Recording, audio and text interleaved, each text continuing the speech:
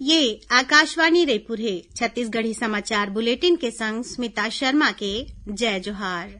आज के प्रमुख समाचार। देश भर में आज राष्ट्रीय बालिका दिवस मनाए जाथे। प्रधानमंत्री नरेंद्र मोदी हा कहिन कि सरकार हा नोनी मन ला सशक्त बनाए बर अउ भेदभाव ला खत्म करे बर कतकोन कदम उठाए हे। देश भर में काली राष्ट्रीय मतदाता दिवस मनाए जाही। ए मौका में निर्वाचन आयोग हा डिजिटल मतदाता फोटो पहचान पत्र ई एपिक के शुरूआत करही और रायगढ़ जिला के सारंगढ़ में 50 बिस्तर वाले अस्पताल बनाए जाही। उहें कोसीर ला उप तहसील और भड़ीसार में जलाशय बनाए जाही। मुख्यमंत्री हा करिन घोषणा।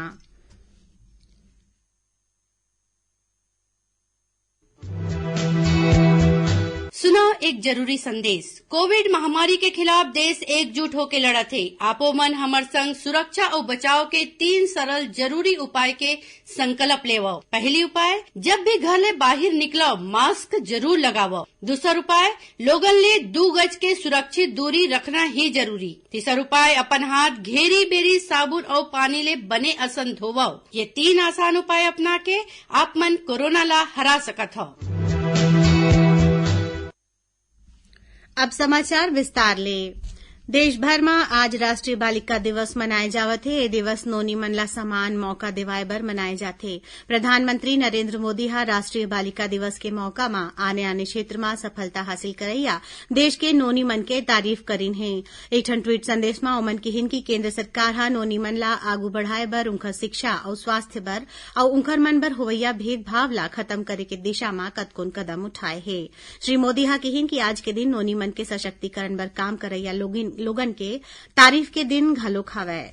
एही बीच केंद्र सरकार हा अपन प्रमुख कार्यक्रम बेटी बचाओ बेटी पढ़ाओ अभियान में नोनी मन के शिक्षा और विकास के व्यवस्था बर अपन प्रतिबद्धता जाहिर करे हे।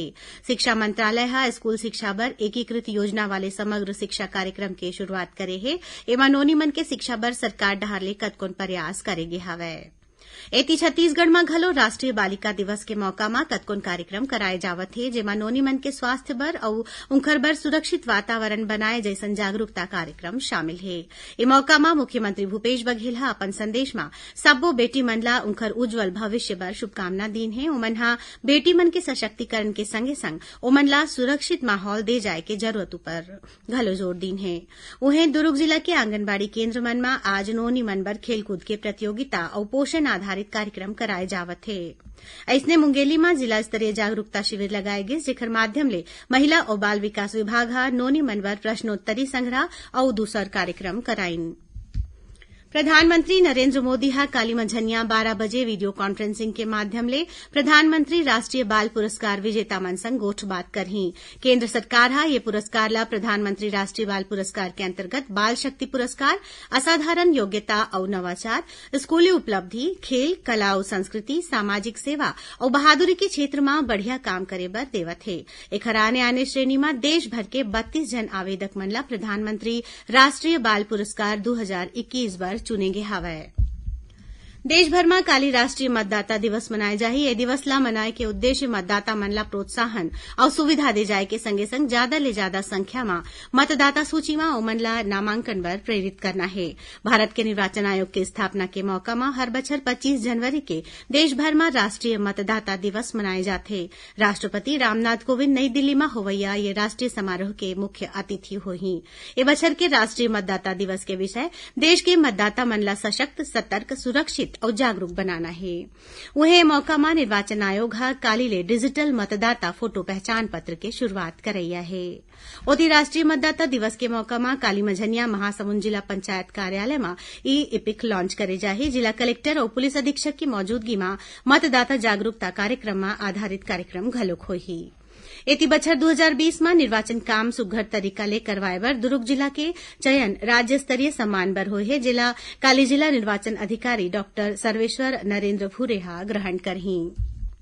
केंद्र सरकार हा कहे है कि देश के 9 ठन राज्य के मुर्गी मन में बर्ड फ्लू के पुष्टि हुए है। मत्स्य पालन, पशुपालन और डेयरी मंत्रालय हा बताए है कि 12 ठन राज्य में कौवा, प्रवासी और जंगली पक्षी मन में घलो एवियन इन्फ्लुएंजा के पुष्टि हुए है। छत्तीसगढ़ संग्रह 8 राज्य के बर्ड फ्लू प्रभावित इलाका में नियंत्रण अभियान चलत है।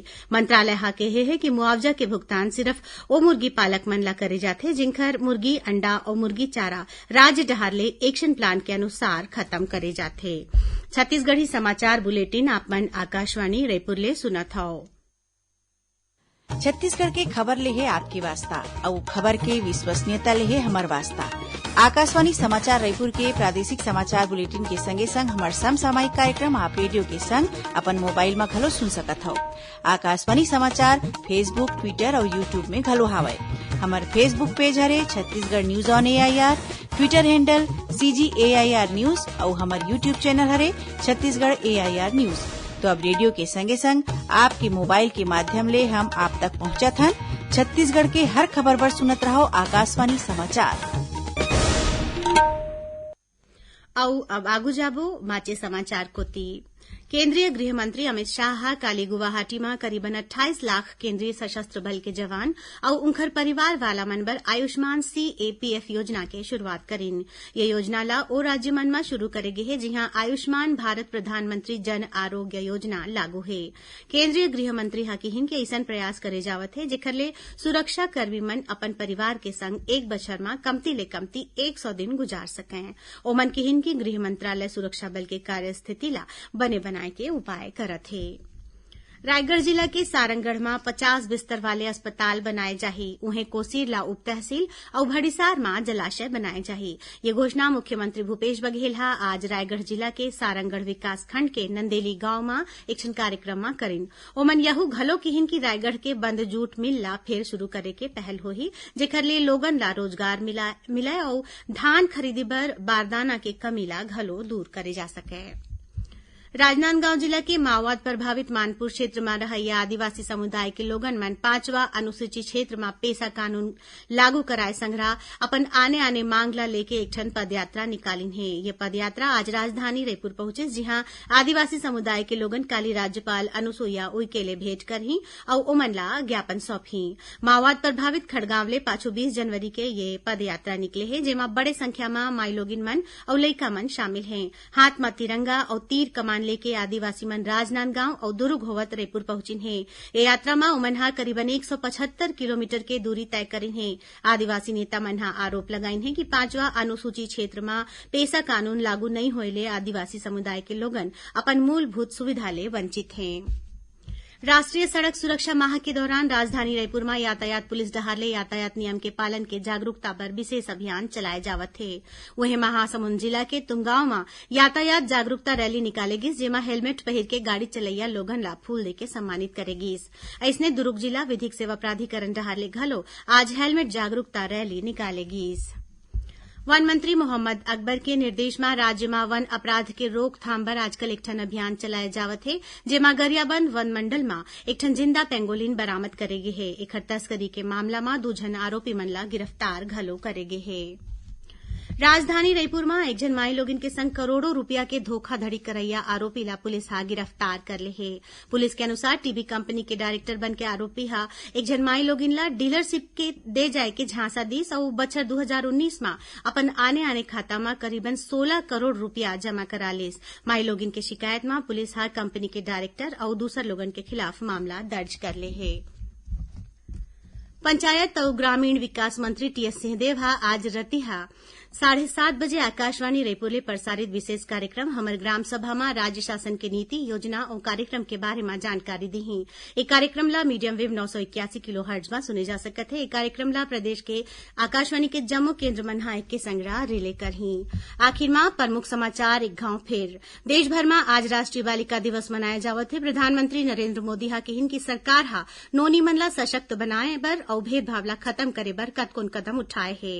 देश भर में काली राष्ट्रीय मतदाता दिवस मनाए जाही। ए मौका में निर्वाचन आयोग हा डिजिटल मतदाता फोटो पहचान पत्र ई-इपिक के शुरुआत करही और रायगढ़ जिला के सारंगढ़ में 50 बिस्तर वाले अस्पताल बनाए जाही। उहें कोसीर ला उप तहसील और भड़िसार में जलाशय बनाए जाही। मुख्यमंत्री हा करेन घोषणा। एकरे संग छत्तीसगढ़ी समाचार बुलेटिन यही सिरावत है। जय जोहार।